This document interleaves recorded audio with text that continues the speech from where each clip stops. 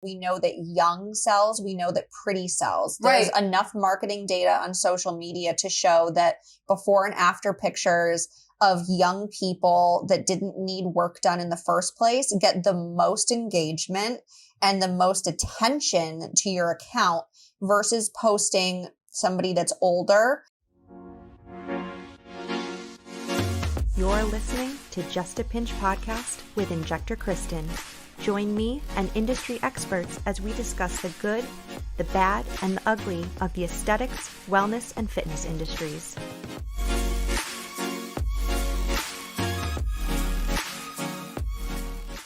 Welcome back to Just a Pinch podcast. You are here with me, Injector Kristin, and Natalie Keyes, aka Nat K Skin. So we are here today to chat about the viral topic of preteens in Sephora. The epidemic. And what the hell they're doing in there and what we can do about it, if anything. Mm-hmm. So ultimately, what's been going on is 10-year-olds are, for whatever reason, swarming Sephora's, Ulta's, anywhere that has makeup and skincare. And instead of being the way that 10-year-olds should be, experimenting with bad eyeshadow and lipstick and blush and trying to figure out how to put on mascara for the first time, they're putting retinols on. Right? Sephora is the new Claire's, which is scary. Thank you. Like, what happened to Bath and Body Works? Right? Like, you want to have a stacked lineup on your countertop. It needs to be of what is it? Fresh ripened raspberry, sun-ripened raspberry, sweet pea, juniper breeze. Bring that back. Bring it back. You're not going to hurt you. Give me all the body splashes. Yeah, splash your body with some scents. Lip smackers. Let's bring back the 20 kits of lip smackers. Yeah, the pink lemonade one. Loved. Cotton candy was my jam. See, I was the pink lemonade girl. I had one of those in every single purse that I had as a 10-year-old. And and perfumes too. So I've heard some horror stories of 10-year-olds, mind you, of course, the problem here is truly parents. But, going and buying their 10-year-olds $300 perfumes. I had my stack of I don't know if you remember these, Bottled Emotion. They were these tiny, they were probably this big, and they were different perfumes, and they had different names, and they came in a little spray, or it had a solid stick, so it looked like a solid perfume, and then they even had them as nail polishes, so scented nail polish was a thing. All the things. Oh, I loved it. See, for me, it was Taylor Swift Wonderstruck perfume. That was my Roman Empire as a child. I was so fired up when my mom gave me that purple sparkly bottle with the charm bracelet wrapped around it. But now, people aren't asking for that in Webkins and normal 10-year-old things for Christmas. They want Tom Ford sexy cherry perfume. It's the fuck are you doing? It's insane. And they also want skincare with actives in it. What happened to 99-cent Wet n Wild lipstick? I still sometimes use that. Me too. I'm not against it. And us as adults, when we go to Sephora, we should really only be going for makeup. 100%. 100%. If you are a grown adult, all right, we can look at everybody turns into a financial adult at different points in their life. But also, I don't really care what your budget is. If you have a budget, we can still work with you on medical grade skincare. 100%. So basically, if you're over the age of, I will say 22. That's what. We're in the same wavelength there. I had 22 locked in my head, so if you're over the age of 22, you have no business buying your skincare at Sephora or Ulta in the first place. Of course not. If you want to have a transformative skincare regimen, is the way that I always like to explain it to my patients. If you want to see a change, if you want transformations, what's at the drugstore isn't going to do it. My favorite line is CeraVe and Cetaphil are the best in the world at doing nothing. But then if you want to take a step up from that and have something that looks like a fruit in a bottle, the bottle shaped like a fruit, smells like fruit, has all kinds of crazy additives and fillers and is clearly marketed towards 10-year-olds with the colors and the smells. You're even seeing these very acne targeted skincare lines in the drugstore, but which would make sense for a maybe 14-year-old. Yeah, who is now dealing with going through puberty, is having some adult skin changes. So dealing with acneic skin, rosacea, skin problems, like 10-year-olds, like, okay, maybe you're 10 years old and maybe you're starting to get a couple of pimples. That doesn't mean that you should be using drunk elephant retinols and glycolic acid and using, like, when did a 10-year-old become an esthetician or a dermatologist? When did a 10-year-old become a skincare expert? So I had been seeing all this stuff about the Sephora kids on the internet. Yep. And I had to go to the Apple store. And I also I had a Sephora gift card from Christmas. Yep. So I was like, you know what? Like, I'm going to go to Sephora in the mall to really see the drama if this is real. And they are not exaggerating. The Holyoke Mall in Massachusetts, it was full, the Sephora of 10-year-olds. And I'm standing in line and there's 2 10-year-olds behind me that one of them is like, the best way that I can explain it, mansplaining skincare to the other one. She's like, well, do you use an exfoliator? Because your skin's looking a little dull. And I don't have breakouts because I use the Drunk Elephant retinoid. And I was like, it took everything in me not to turn around and be like, listen, you little shit. Like, we're not going to do that ever. Because it's crazy. And it's like, first of all, when you're 10, you probably don't have a lot of breakouts in general. No. So maybe using these products is causing you to have these little breakouts. If you are 10 years old, you are prepubescent or early pubescent, you don't have adult skin yet. No. You do not have adult skin. And you have no business putting retinoids and acids and heavy exfoliators on your skin. You are going to destroy your skin barrier. You are going to create so many skin issues that now, you know, you're starting this at 10 years old. Now you're going to go through your teens and likely your 20s, chasing your tail, trying to fix these issues that you caused that you're unaware of. And you're going to keep the cycle going by continuing to use trash skincare. Right. And like, what's next? Are they going to be getting skin pens and microneedling themselves at home? Oh my God, don't say that out loud. No, knock on wood. Knock on wood. We can't have that. But exactly, like, you're causing more issues than you're receiving benefits from. Exactly. And it's so scary that these parents are enabling these kids in swiping their credit card for a $900 skincare routine. It's insane. It's insane the things that I have heard with these Sephora kids and parents. And like, mind you, I mean, the parents are the problem. So these are very likely iPad kids. Yeah. Right? So these are iPad kids that have, you know, parents not wanting to parent. And yeah, I'm going to call people out right now. And if you're one of these parents that are doing this, I'm talking to you. Okay. I'm sorry, but like, hard truth time. You know, these are iPad kids that have never been told no.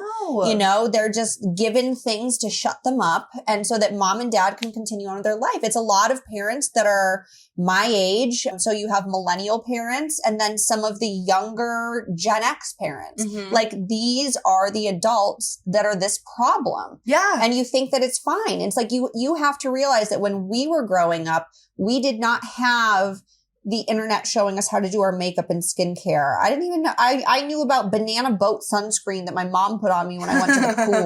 Like, that's what skincare was to me. Or Avon Skin So Soft bug repellent. Like, that was skincare to me when I was a kid. I didn't know that it was a thing. We didn't have YouTube and Instagram and TikTok influencing us to use these skincare products. And I guarantee that if we were growing up at that time and had all of those influences on us, that, yeah, I'm sure that like me as a little girl would be like, I need that.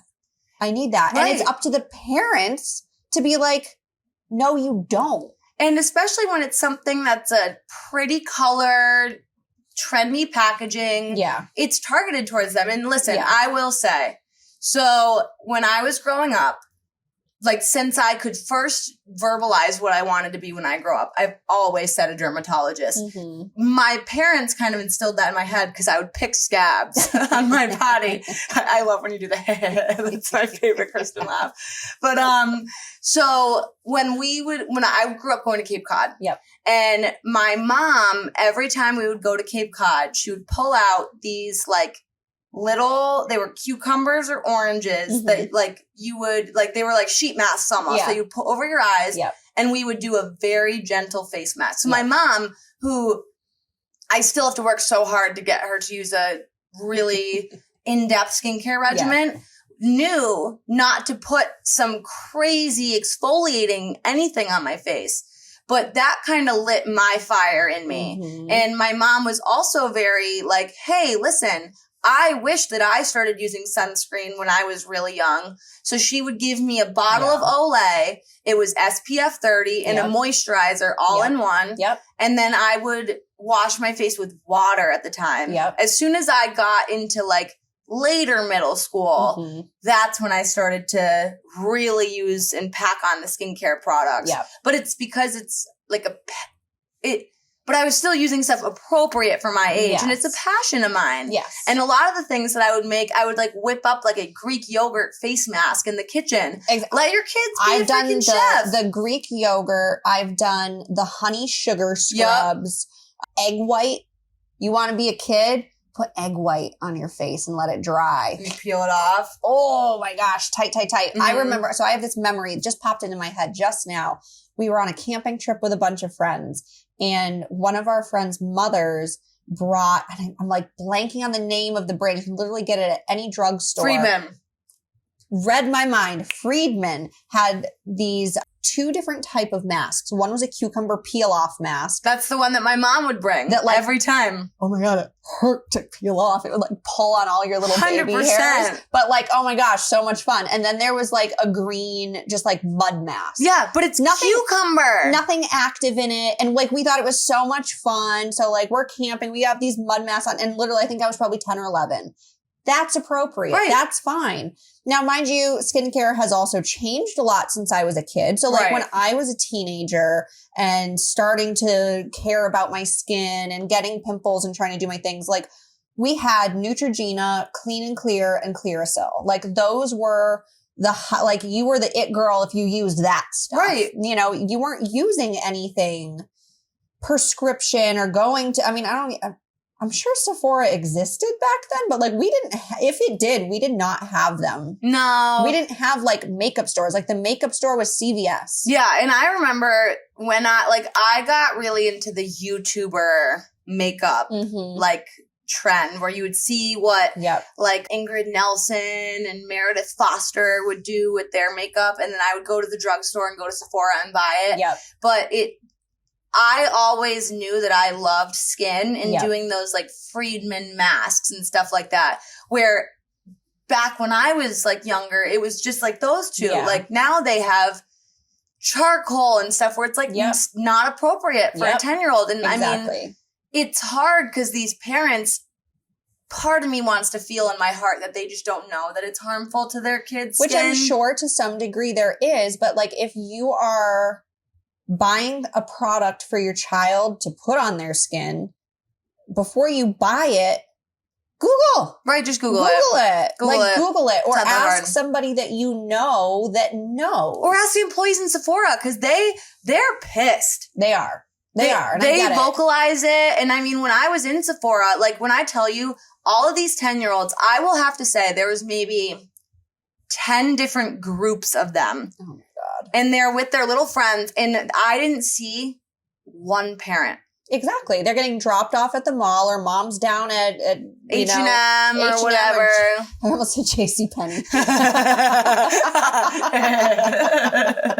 yeah, these kids are unsupervised. You know? And then but it's like, first of all, if you're going to be spending this much money on skincare, take them to a professional to have the professional say, Ina, maybe like consults, they can be free. Yep. They can be like a $100 consult fee where it goes towards stuff. I mean, honestly, I don't know if there's a lot of stuff here that we would recommend to a 10-year-old besides maybe very some little. of the face reality, gentle cleansers. Very, very little. So a patient of mine came in right before the holidays. She has a prepubescent girl, probably 9 or 10 years old. And she's like, she wants skincare. What do I do? You asked the right person. Yeah, great. You asked the right person. You came, you asked a professional. 100%. So we would say like a gentle cleanser. So from what did Face we Reality. do? We started with a gentle cleanser. We did a completely bland moisturizer. Right. No actives in it. So she can feel like she's doing something fun. She's not going to hurt her skin. Is it like the Hydra Balance or something? What did I pick? Because that's a good one, I feel like, for a 10-year-old. We should give 10-year-old recommendations after we go through We absolutely should. I can't remember what I told her to do on that one. And then a mineral sunscreen. Yeah. That's it. That's all that a kid needs. I mean, honestly, all a kid truly needs is sunscreen. Right. I mean, simple as that. And I mean, if they want to do a tinted one, like I wish that I was using tinted sunscreen instead of loading my face up with a Maybelline powder when I was in middle school. I don't know if you were ever personally assaulted by Dream Matte Mousse, but yes, I absolutely was. My best friend growing up, she was like the Dream Matte whole collection queen. Oh yeah. She had the mousse. She had the powder. I'm telling you, she had it all. In high school, there was no such thing as like matte in our brains, no such thing as matching your foundation to your skin. What you did was you found out what shade the popular girl at school was wearing. And you're like, great. And now that was forever going to be your shade. And I remember ours was, and now you see my skin tone, right? Like it is reflecting the light back into your face right now. Like you might have to watch this podcast episode with sunglasses because pale girlies. I'm so pale. I was wearing Buff Beige. Buff Beige by CoverGirl, Buff Beige. So that was, I know, but like that. But that's what you did. That's what I did because, so not for nothing, iPhones did not come out until I was in college. Right. Actively in probably halfway through college is when the first iPhone came out. And I don't think YouTube really came out until right around that time of smartphones. So we didn't even have YouTube when I was in high school. There were no resources. No. It was just seeing what the girls around you were doing. It was getting your Delia's and Alloy catalogs in the mail and seeing what was in there, or going to Deb. When you said Deb. Delia's, that just pulled, right? Like, remember those flannels, the checkered flannels, and like you wear the graphic tee. Bath and Body Works, the Body Shop, like that is where we got our stuff, and they were basic ass creams that just smell good. Exactly. Going into aesthetic school, I was still using stuff from the Body Shop as an 18-year-old. I mean, sign me up for their papaya body butter. Oh my God, it's so good. I got a Trader Joe's body butter the other day. It was like super on sale. And it was something for the smell because we use the Epicutis lipid treatment on the body. But that doesn't really have a smell. So I was like, let me layer it with something just to give myself a little more scent. And it smelled just like the orange body butter from the Body Shop. And I was like, bring me Bath and Body Works used to have this like, it was like their luxury line. It was like their more adult line. Oh, yeah, and yeah. It was God, I can see the packaging. It was like fig and something else. I know what you're talking about too. Yeah. And I had their body scrub and body butter, and it was pure heaven. Right, and it's like I thought it was the hottest shit. Yeah. With all that stuff. And now give me the Bath and Body Works art stuff. Give me all of the body glitter. Give me all of the glitter. I want my skin to hurt from having goofy glitter. So much glitter. But now they're like, they need these perfumes that like I personally don't even like know perfumes like these 10-year-olds do. I'm like, a Juliet has a gun girl, like, and that's it. Let me see a 10-year-old wearing Baccarat Rouge. Just right, and they are. It's crazy. I can't even buy that because it's like I can't stomach it to buy it for myself. It's just crazy. So back to kind of bring it around to Drunk Elephant. I remember seeing an interview where they asked a journalist went and asked Drunk Elephant being like, you're targeting towards kids. And they were like, no, we're not. We're not targeting towards kids.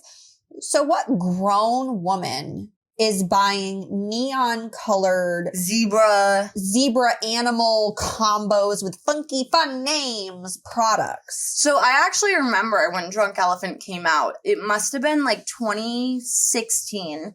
And my high school boyfriend had bought me the lip balm because he thought it was funny that the name was like Drunk something. Yeah. And I remember being like, eh.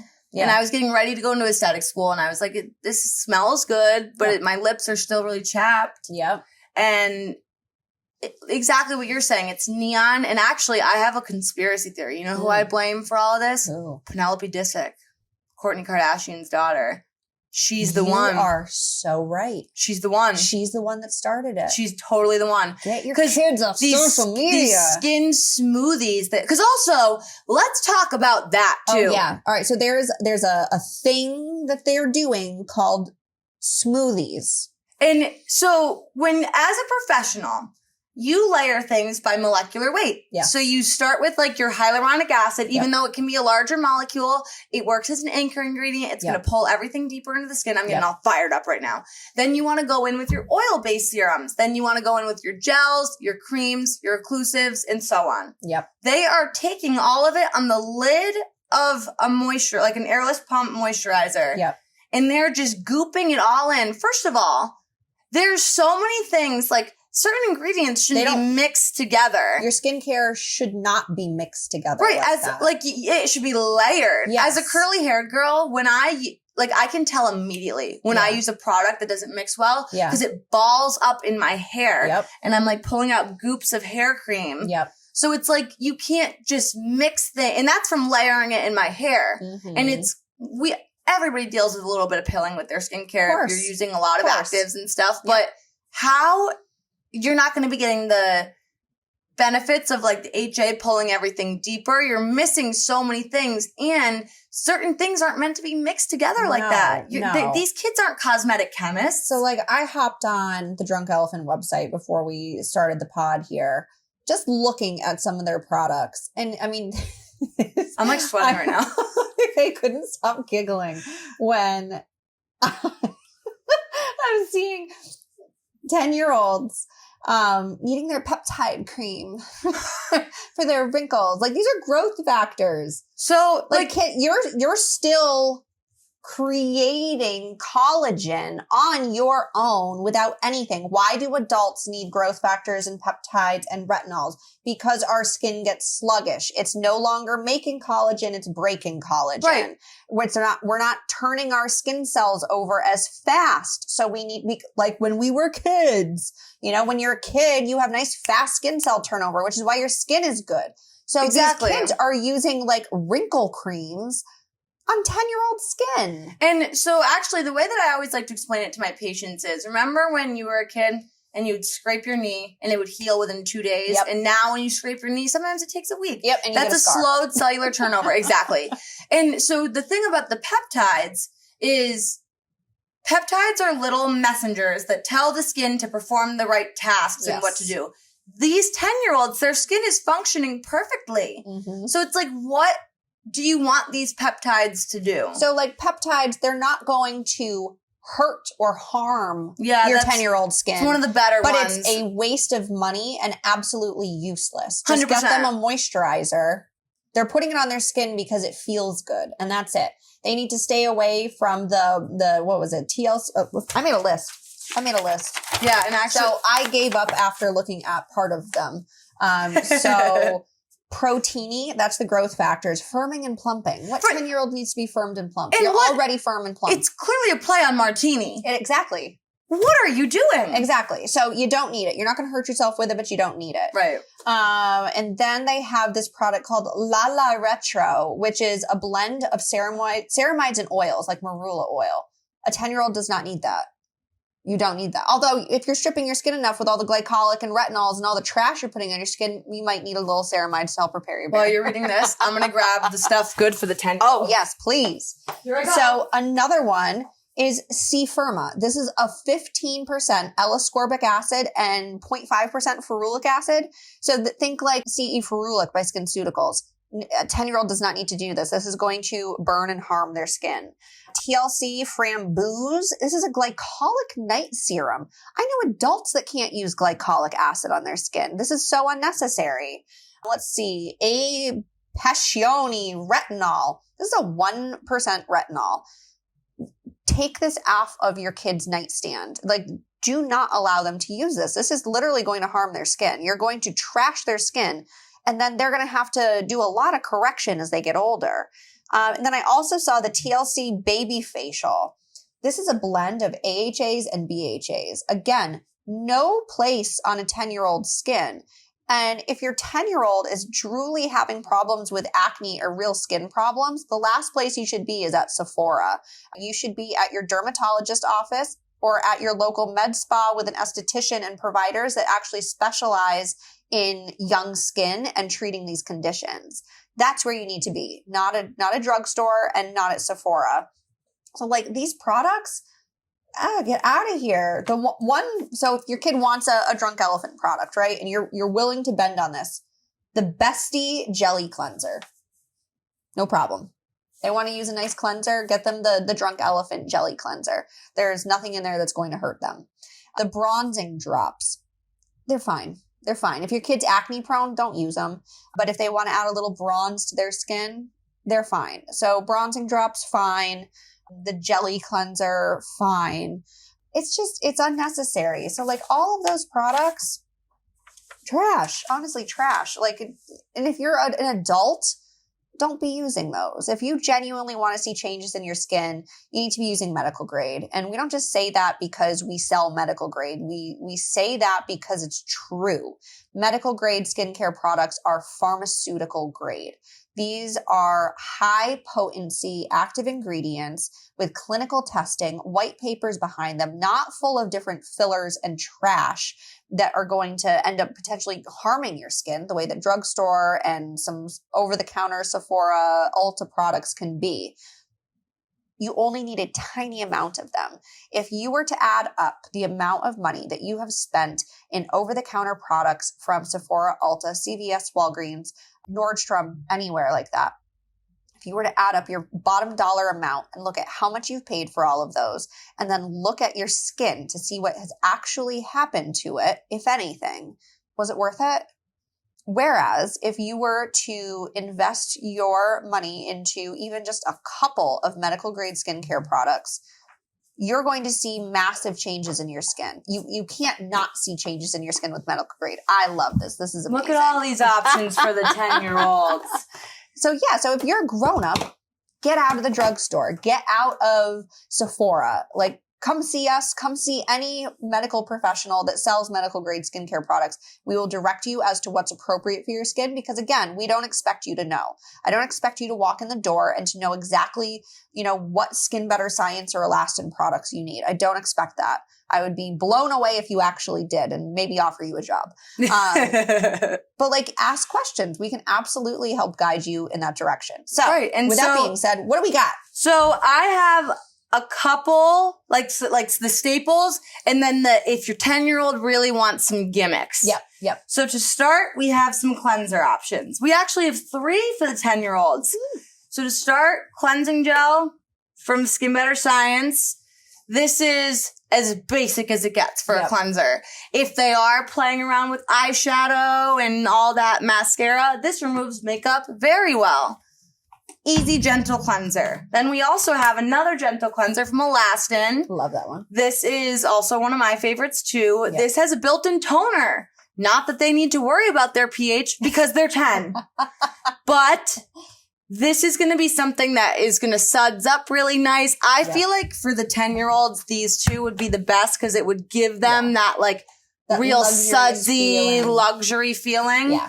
Without, it's cheaper. I actually just checked. Cheaper than the jelly cleanser from that one that I Drunk just Elephant. mentioned. Yep. So then we have the Ultra Gentle Cleanser from Face Reality. Yep. This is a super affordable. These two are affordable too. The Elastin Gentle Cleanser is $40. I think these are $49, $48, and $30. So super affordable. And they're 10. They only need a tiny bit. This should last them eons longer than it would last us. Exactly. So we have some 3 cleanser options. Then I have if you really wanted to have a toner. Yes. This was me this was the last product I grabbed because I was really like, what's a good gimmick? Part of my gimmick collection. If the kids, they want to, play grown up with their skincare, they want to do multiple steps, like they want to feel like they're doing the things. They want to be Penelope Disick. Little shit. She is. But the little just toner that has nothing in it. This has rose water. This has aloe. This has Alatin. Just great, great hydrators for the skin. Nothing that's going to affect their skin type. Yeah, you're not going to trash their skin. And for moisturizers, something really, really basic. I was kind of struggling to find a perfect one for them. Would be the Hydra Balance from Face Reality. The only dry skin that I've ever seen on a 10-year-old is a 10-year-old with like eczema. And if that's the case, hypochlorous acid all day long. Yeah, so like that's a medical condition that can be managed. But like 10-year-olds don't have dry combination skin. It doesn't exist. No, it's not real. But this is a great lightweight moisturizer. It's water-based too, so as they're going into that puberty stage of their life, when they do get a little more oily, this is going to be perfect. And honestly, the Face Reality line, it's great for teens. I mean, we treat teens with it all the time that have acne. That's our mainstay of the line. And with Face Reality, we can go as gentle and basic as it needs to be for like a preteen that wants to start with skincare. And Face Reality is very affordable as well. And then they're all non-comedogenic. So these are all not going to trigger acne. They all help treat acne. So as they start going into puberty and their skin does now start to change and become more oily, these products can grow with them. And then we have the most important thing for a 10-year-old. Mm-hmm. If any of you 10-year-olds are listening out here, wear a sunscreen. If you want to age so gracefully, wear sunscreen your whole life and you will look like you're 10 forever. Yeah, you want to do your kids a favor. Start smothering them in sunscreen when they come out the womb and never stop. And our girl, Savannah Boda, she loves using the Skin Better Science Sun Smarts on her kid. Yep. So these are great. They are mineral only. There's no chemical in this. That's why I went for these instead of some of the other sunscreens. The untinted is an SPF 70. The tinted is an SPF 75. So they are fantastic. And they also come in a stick. So if you have little kids, the stick is really easy just to kind of like bump, bump, bump, and then rub it on. There's nothing goopy with it. And then both the tinted and untinted come in compacts as well for reapplying. So if you have that preteen that like wants to feel like they're doing the makeup. compact, perfect. And honestly, the tinted one of the Skin Better, honestly, it's replaced foundation for me. Same. So this is a little twofer. It might be more expensive than what you want to buy for a child. But if you are also they're trying to get you to buy Armani Luminous Silk foundation. I mean, you're saving money with this. Do the tinted sunscreen. Exactly. 2 birds, 1 stone. And they're going to prevent the most wrinkles that they don't even have with sunscreen. Yes. For the love of I mean, honestly, when I started using sunscreen every single day right out of aesthetic school is when I noticed that my like barely there fine lines that I just had from like being the most animated, smiley person growing up. Gone. I didn't start wearing daily sunscreen until probably my late 20s. I would wear sunscreen if I was, going outside in the summer, going to the pool, going to the beach, being outside just to straight up prevent a sunburn. But I was not good about daily, whether you're leaving the house or not, sunscreen until my late 20s. And I saw a huge change in my skin when I started to do it. So, I mean, if your 10-year-olds are like, I want to see a big difference in my skin and my wrinkles, give them some freaking sunscreen. Exactly. But now, these are the, like, more gimmicky, fun things that are perfect for any 10-year-old. So this is actually one of my favorite products. We talked about this in the last episode of Winter Skin Tips. Is that the hydrating? It's the Hydra Calm Mask. I love it. So this would be great for a 10-year-old. It would. They can even use this as a moisturizer if they want something a little more thick than the Hydra Balance. Yep. But this is something that it has glycerin, which is a great hydrator. It has squalene. It has honeysuckle flower. That's so cute. It has jojoba esters. It's going to be a really, really nice, lightweight, gentle. It's going to moisturize mask. them. They need moisturizer. No, they're going to feel good. You know, when your kid wants to do a mask, they want to have spa night. Perfect for that. Right. They're not going to ruin their skin. This is better than the Friedman's masks that we were talking about. Don't use the Friedman. I think you can still buy them. Don't bother. Honestly, the cucumber one, as fun as it is to do a peel-off mask, peel-off masks freaking hurt. And they are terrible for your barrier. They're not good. So then we have the Clean Skin Club towels. Amazing. These are so good as an alternative to using towels in your bathroom. Yep. Towels in your bathroom are so bad for your barrier, and they also harbor so much bacteria. Yeah. Clean Skin Club as a company has done such a good job with their marketing. 100%. When I see the videos that they post on Instagram about how bad towels are, it like literally shakes me to my core, and I don't even use towels anymore. It's disgusting. And you've heard us talk about this before, that like if you're drying your face out of the shower or after washing your face with a towel that's just been like hanging in your bathroom, you might as well just like rub your face and poop. Right. I actually just started using Clean Skin Club towels when I got here. And before that, I was traveling and in hotels. You know what I was using before I started using these was straight up paper towels, which better than a towel, but still a little bit rough. I tried to find like the softest ones that I could. Yeah. I think Viva was the brand I was using. It kind of feels a little more cloth-like. These were a game changer. They're so good. And there's a little bamboo box for your teens. And they're affordable. You can get a box of 50 for $16. So awesome. Really affordable. You want to just get them something fun to try. Travel packs are $6 for 10. Amazing. And then we have the most gimmicky, I would say, of all. This would have been Natalie childhood. Oh, that would have been my favorite thing in the entire world. Come true. I would have, like, if my mom whipped this out, shout out to Karen, when we were at the Cape, in our little Cape Cod house, I would have lost my freaking mind. Oh, yeah. So the hydrogelly masks are amazing. Yep. But now, not every one of them. Not everyone. Some of them do have some actives in them. Right. So choose wisely. I picked the hyaluronic acid one. Love that one. Hydrating. Yep. Hyaluronic acid absorbs 1,000 times its weight in water. Yep. So all it's going to do is just bring moisture from the air to their skin. Yeah. So all you do with this, mix a little bit of water in it, and then you put this like nice jelly goop on the skin. Yep. Let it hard, it sets in 15, 20 minutes, depending on how thick or thin you made it. And then when you go to peel it off, it doesn't peel off like the Friedman mask. No. It peels off beautifully. And your skin on it, I mean, honestly, I love a hydrogelly mask to this day. I think they're great. Your skin feels really, really good. It almost forms a little bit of like a vacuum seal into your skin.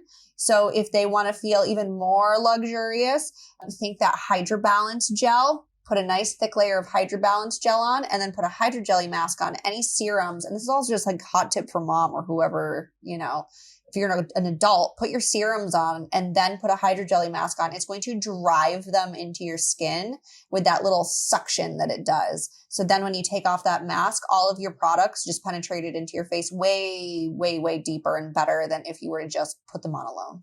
And I also want to take a second, because while I was grabbing these products, I was looking at some other products that I was like, I could see how a parent could grab this for their kid without knowing. Mm-hmm. The biggest example I thought of was the Elastin Ultra Nourishing or the Ultra Light Moisturizers. Yes. If you're not talking to a professional about it, you won't know that it says with Trihex technology in it. Yeah. And for all you out there that aren't maybe Elastin knowledgeable people or professionals, Trihex technology removes dead collagen. Mm-hmm.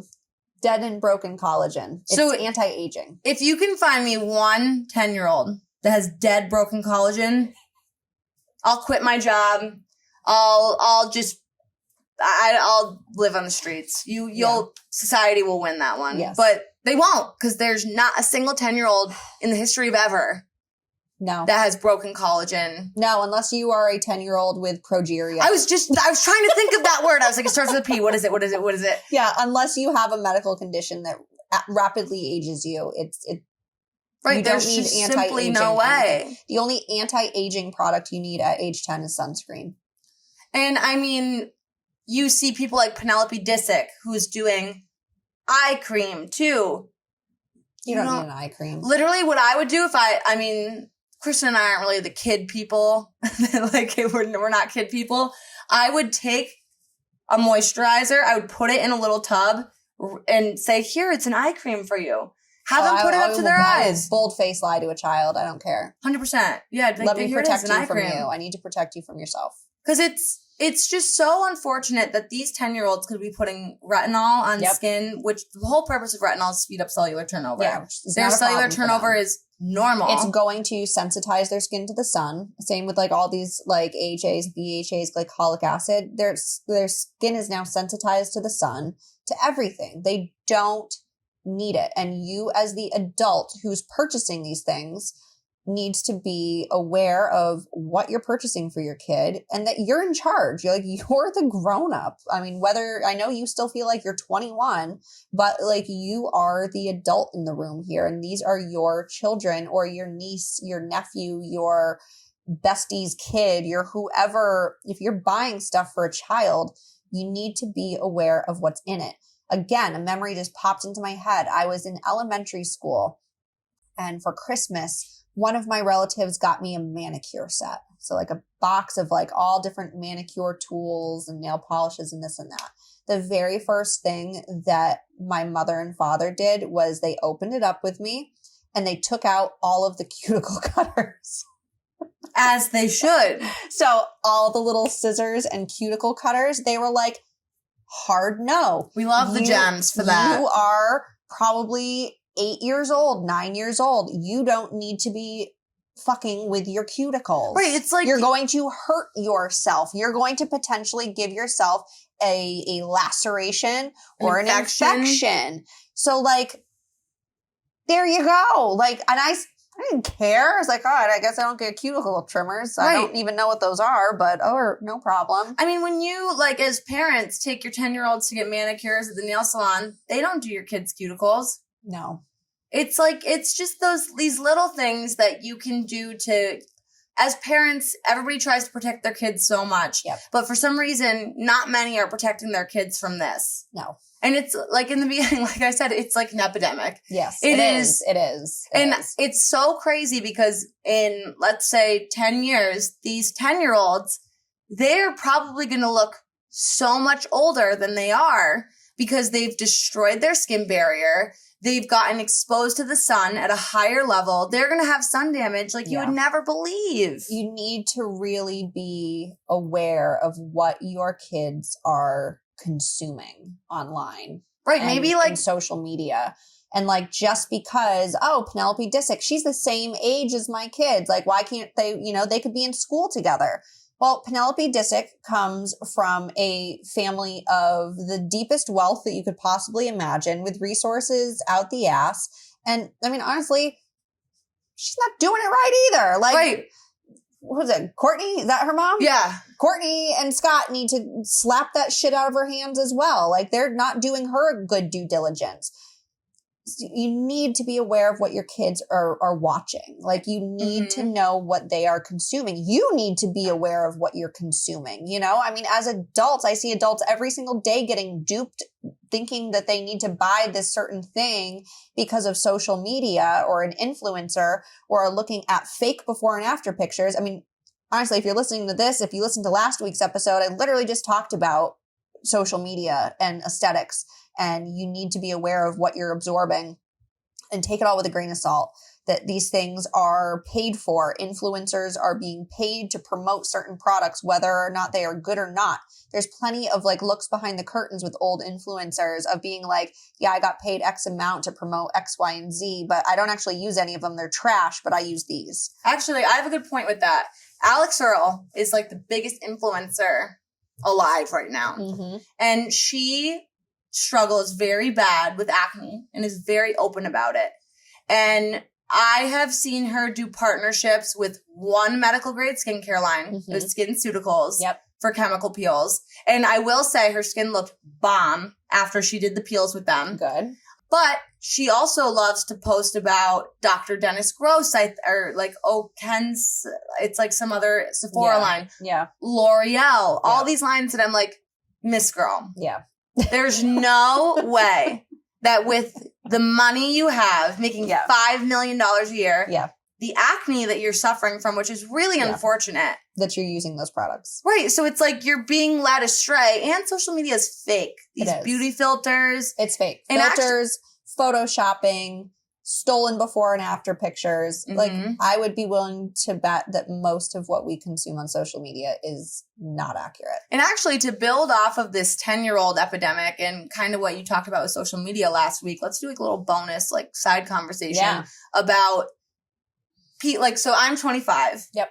And these Medspa treatments are now being targeted towards my age. Kristin and I have had some conversations about this the past week or so. Yep. With like me being here at Ethos now and wanting to try all of these new lasers so I can experience it and talk about my patients with it. Yep. And I don't need it. It's true.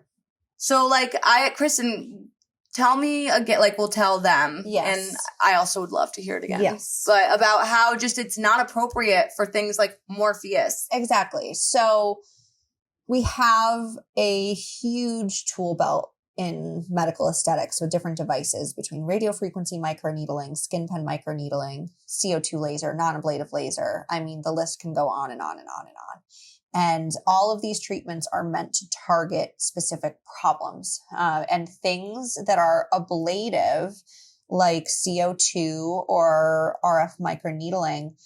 They're, unless we're specifically targeting something like scarring on young skin, you really don't need to be doing them at a young age, because we are going to grow up and age with all of these procedures. And all of these procedures, because we are stimulating collagen, because we are stimulating skin tightening and change in the skin, we are getting fibrosis. We are getting scar tissue. When you are older and you're trying to really tighten skin or target specific things, we're okay with a little bit of fibrosis and scar tissue because it's helping treat the problem.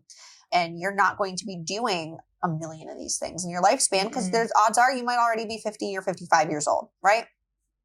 If you are 20 years old, you have no business, if you have perfectly fine skin, no scarring, no problem that we're treating, doing RF microneedling regularly.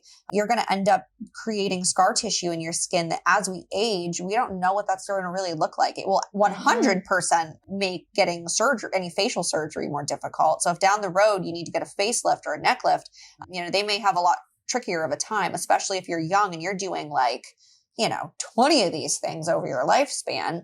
You're going to create a lot more scar tissue. But once you hit age 20, now, okay, our collagen is kind of topped off. We're now not creating it on its own, and we're losing about 1% a year. Right. So now people that are in your kind of like early mid-20s age group that are like, oh shit, I got to do something about this. I want to age well. I want to be preventative with all these things. What can I do? Skin pen. Perfect. Right? Peels. Skin pen microneedling. Chemical peels, good skincare products, medical grade. That's the best thing that you can do. Absolutely. Because those are non-ablative. So we're not creating crazy types of scar tissue. Mind you, you can absolutely do skin pen treatments in the hands of the wrong type of provider that's going too deep, too aggressive, and create scarring. But if it's done correctly, all that's going to do is continue to boost our collagen production. Exactly. And I mean, in 2023, I did 4 RF microneedling treatments. I would say 3 of them were, 1 was a test, 2 were trainings. Yep. 1 was, I wanted to do it. Yep. And like for me being my age, yes, I was thinking, oh, it's a great preventative. Yep. But I'm thinking like, oh, this like little tech neckline that I have from being on a flight all the time with my previous job is going to go away. And that's not the case. Nope. What's probably going to happen is I'm now more aware, and lucky for me, besides that RF microneedling, I've had 1 IPL treatment on my chest. Yep. I've done lots of chemical peels. I've done 1 skin pen microneedling treatment. Yep. But otherwise, like I've been pretty good. Yep. And now Kristin and I were talking about like, oh, I want to try the cool peel. Maybe not. Maybe I'm not ready. Maybe it's not time for me. And I think going to a provider that can vocalize what Kristin is saying, because out of the many, many, many providers that I've come across in my travels, in my career, there's not a whole lot out there that have that willpower to say no. Exactly. We're not doing things just for the sake of doing them. All of these treatments come with potential consequences and risks. You know, doing a CO2 like a cool peel, a light cool peel for somebody your age, it'd be okay. But not like a Decapulse. But we're not Decapulsing you, and we're not going crazy with them. You know, we can give you a light cool peel so that way you can experience it. You know how to talk about it to patients. And, you know, it's very superficial. Right. You know, it's not going to create crazy amounts of scarring. Because we're going light on it. And Kristin knowing that, okay, Natalie is still a fetus in the world of medical aesthetics. We need to do something this way. There's not a lot of providers out there that do that. And this is the way that it needs to be handled with patients as well. Just because somebody comes in and says, I want that, you know, we don't just look at them with dollar signs and go, all right, get in the chair, let's do it. It's like, no, it needs to be appropriate. It needs to be for a reason. It needs to be done correctly. You know, there's a look. We were talking about this yesterday, I think. There's a specific look to somebody's skin that has been over lasered. You know the example you gave me yesterday? I thought of like a celebrity example. Yeah. I feel like Kim Kardashian ever so slightly has that over lasered look. A little bit. So what we'll see, and mind you, some of this is from older types of laser technology, but it can also happen with any of the new technology when it is overused and people are overtreated. They get a very, they almost get some hypopigmentation where their skin gets almost a bleached like look to it. And the skin will actually get a little bit thin, almost translucent like. Like it does. Something doesn't look right. They look a little sick. It doesn't look right. And it's a look. And I've seen it in patients before. I'm sure all of us have seen it and just not known what it was, but it's over laser. It's over ablation. And what would you do, Kristin, for a patient that came in with that? So if they came in with that, we are not doing more lasers. They're done. We're done there. We're looking at good quality skincare. If we need to do something to help stimulate some collagen for anti-aging, let's look at some Skin Pen with exosomes. Love it. You know, let's pop open a vial of some Chronos XOCR, pop that all over the skin. Love it. Drive it in with that Skin Pen microneedling. Perfectly fine. I don't want to add more energy to that skin. Exactly. And I mean, with me going to laser school at 19, I actually did the E-Matrix too in laser school, and that was so painful. I saw the face of God doing that. But there are certain situations where us as providers, we try stuff. Absolutely. But in moderation is what's important. Kristin was going through yesterday of all the stuff that she's ever done for her skin, and I was like, you really have that self-control that I lacked getting into this industry so young. Yes. And it's super common. And I think that if I had entered this industry at the same age that you did, that I guarantee that I would have had way more things done. I would have had more injectables done, more filler, more just stuff done. Yeah. But I entered the aesthetic industry, you know, kind of right before I was turning 30.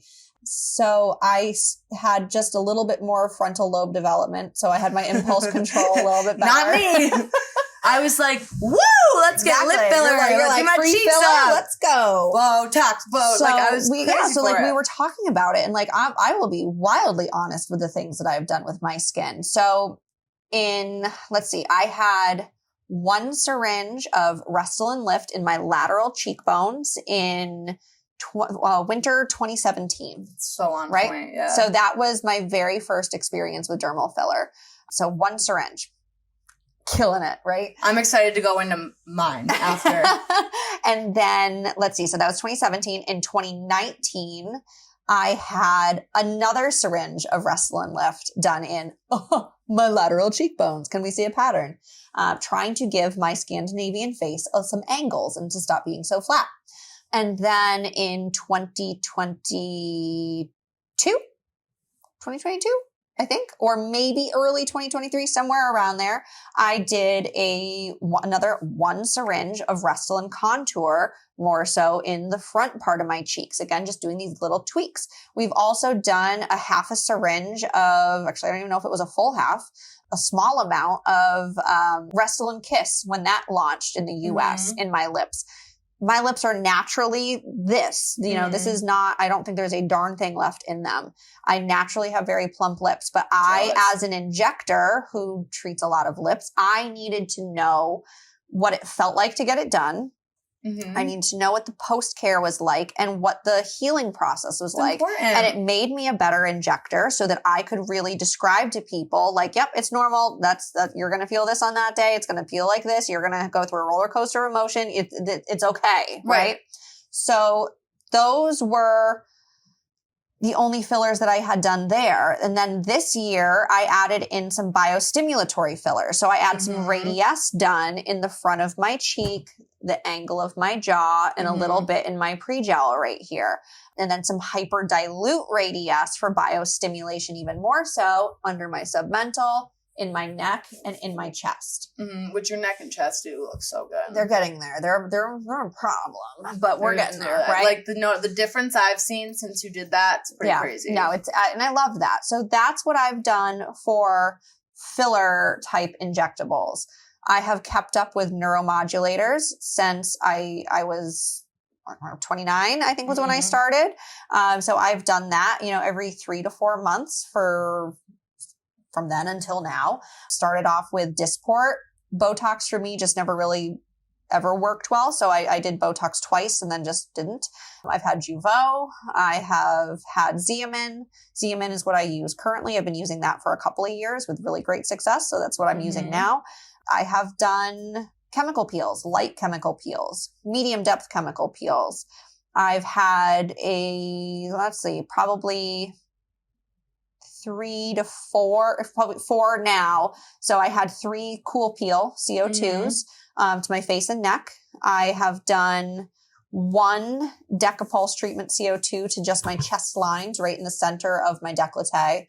And then this past fall, when I was at the Cartessa event, it was the Cool Peel fusion treatment with their ablative, non-ablative. Other than that, I've zapped a couple vessels on my nose with IPL. I've had laser hair removal. Tri-lift.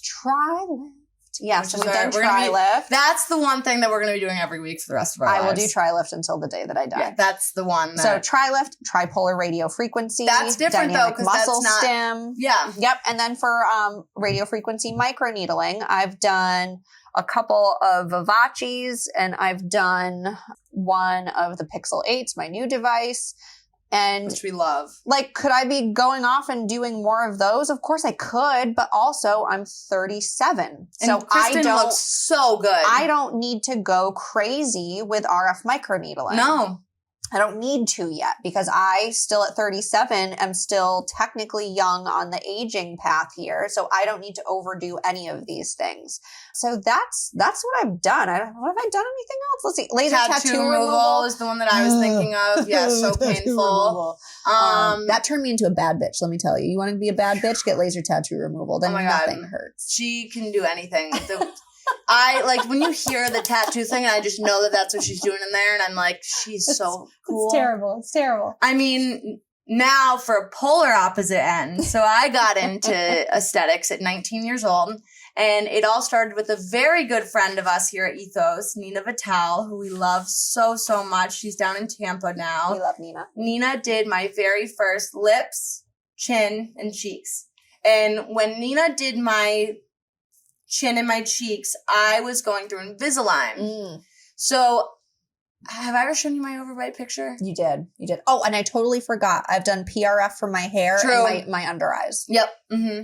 So the chin filler changed my life when I had the overbite. Big change. And it is a very important thing to me. Yep. So I've done my cheeks, my chin, my lips. That was all in 2019.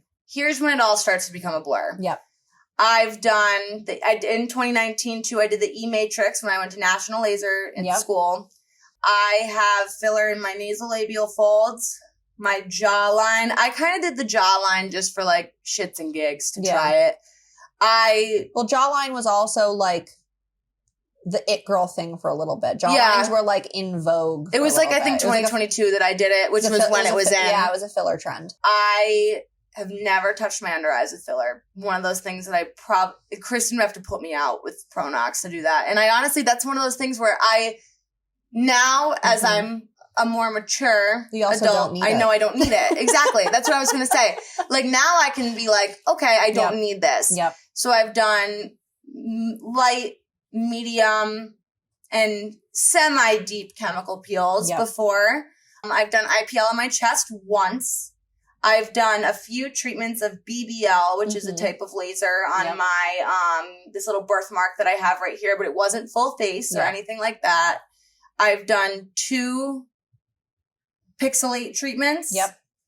Which is the RF microneedling. I did 1 Morpheus 8. And honestly, the thing with Morpheus 8, in mode markets in a way where all the models on their billboards are my age looking. Yeah. They're 25-year-olds. They don't need it. So it's like, why are you marketing for this Morpheus 8 with the 25 to 30-year-old on your poster? Because you're marketing what's pretty. It's the same thing as the drunk elephant. We know that sex sells. We know that young sells. We know that pretty sells. There's enough marketing data on social media to show that before and after pictures of young people that didn't need work done in the first place get the most engagement and the most attention to your account versus posting somebody that's older, maybe doesn't have good quality skin, has some wrinkles. Their before and after isn't perfection because they actually need these things because they're real people. But that we need to see more of for realistic expectations does not get the engagement and does not get the attention that young people get. So that's why all advertising targets these young stunners that don't need anything. It's because we're drawn to them. I just also remembered another thing that you and I both did. Cool sculpting. I did that in 2019. I could win an entire cool sculpting device. I just had a whole conversation with you. So, like, Cool Sculpting could wheel a device and say, here, it's yours. And we would have a bonfire in the dumpster by the bear window. We'd be like, no way. Nope. I don't like anything cryolipolysis. Simple as that. I did maybe like 12 cycles of Cool Sculpting, but it was also free. I don't know how I got so lucky that I didn't have those adverse reactions. Yeah. But then back to my little treatment thing, I've done maybe 1 laser genesis treatment. I've done laser hair removal on my underarms, my bikini, and my legs. The tri-lift. We've both. Tri-lift. Tri-lift I've done. M-Sculpt. I've done. The Emsella, their like chair that helps with urinary incompetence. Woo! One of my favorite things. Krista Zangara, who I love like just like bringing up people who I love on the podcast because it makes me give them like their moment of fame. Krista is one of my amazing friends from Buffalo, New York. And we went into this office once and they had an Emsella chair. And one of the things that's funny about the Emsella, if you lean back, it starts to contract your butthole. Ooh. So I was like, Krista, just lean back a little bit. Like, let me like, just like relax. And she was like, whoa! Like, it was so funny. So I've done the Emsella just because it was brought in for a demo. Otherwise, can you think of anything that we've done? I don't think so. Smooth thread. We forget about threads. I've had threads too. Yeah, we totally did the threads. Out. I will say, when I was first introduced to threads was maybe 3 years ago now. And I remember thinking, there is no fucking way. There was one time that I was watching a provider do threads and I had to literally sit down because I was going to pass out seeing it. So watching somebody do threads can definitely be a little like, whoa. And I'm the biggest baby ever. But to actually perform them doesn't give me the ooms whatsoever. So I've put smooth threads above your brows to stimulate some collagen production. And I love them. And it didn't hurt at all. I've done smooth threads in my décolleté twice now. And then I had Melanie Stepka do lifting threads for my brows once. There was one day I came into work and I was just like, whenever I do things, I don't ever plan them. Yeah, that's how it's like I'm very much a spur of the moment, like, we're doing this today and we're doing it right now. And that's how I have to go because I will talk myself out of doing things. So I'm always just a last minute spur of the moment. And that's the way the threads went. I went, you know what? We're doing a brow lift today. Yeah. And we did it. And I don't know if the video is still on my social media or not. I don't know if I had to take that one down or not. If it's there, I'm going to repost it because it's freaking hilarious. So we use a vein finder before I do anything up in like brow area for people because there's just a matrix of blood vessels all right up here. Kristin is so advanced and takes patient care very carefully. Always take a peek with the vein finder just to see if there's anything like obvious that we can avoid, you know, poking, getting them numb, putting threads back through here because I've seen people sometimes get like big ass eggs like on their temple from blowing a vein. So it's always my goal to try to avoid that. So we took a quick look at mine and there's a video clip in the Splice Together reel of me getting the threads where it goes over, you see a little splash of my vessels and then my jaw literally like falling open because I've never seen anybody on the entire face of this planet with more blood vessels in their brow temple area than moi. You're a vascular girl. And so I was basically saying, okay, well, I'm going to get a hematoma. I'm probably going to get multiple hematomas. I didn't get a single hematoma. Right. That's the best thing. So even though it can look terrifying, it wasn't bad. And it doesn't feel bad either. No. I've also done Botox was the first neuromodulator that I did. Hated it. Kind of like you did. Yep. I did Jeuveau way back in when. Same. When they did their first launch, that's and then when the I was FDA was like, and then it came back. So I've done Jeuveau. It was fine. Yep. I'm a Xeomin girl for sure. I've also tried Dysport. And the other thing that we both forgot to is Aquagold. Oh yeah, Aquagold. We love Aquagold is one of our favorites. Skin pen. That's great for your 20-year-olds. Yep. I just did an Aquagold treatment and for me personally, it's one of my favorite things to do. When you mix it with some vitamins like glutathione, you can add serums. And it's like baby microneedling. It's like nano needling. Yeah, it's it doesn't go barely deep. Going in. I mean, I know. And then my boutte with the Radiesse. Kristin and I were taking some after photos, and I have this big, huge bruise on my butt. And we were like, we're going to have to retake those because that bruise is not cute. And it's just from me falling or whatever. Yep. And but we've done some fun things with your butt. We have. Yeah. Let's talk about the tailbone that we did. So that was awesome. We did a little bit of some Radiesse for kind of, upper outer area of the booty. Just give a little bit of lift and plump. And then you didn't like your tailbone biggest area, insecurity. It always has where been. It was just a little bit indented. And so I put some hyperdilute Radiesse literally over your tailbone. Easy. It was like we did a vial.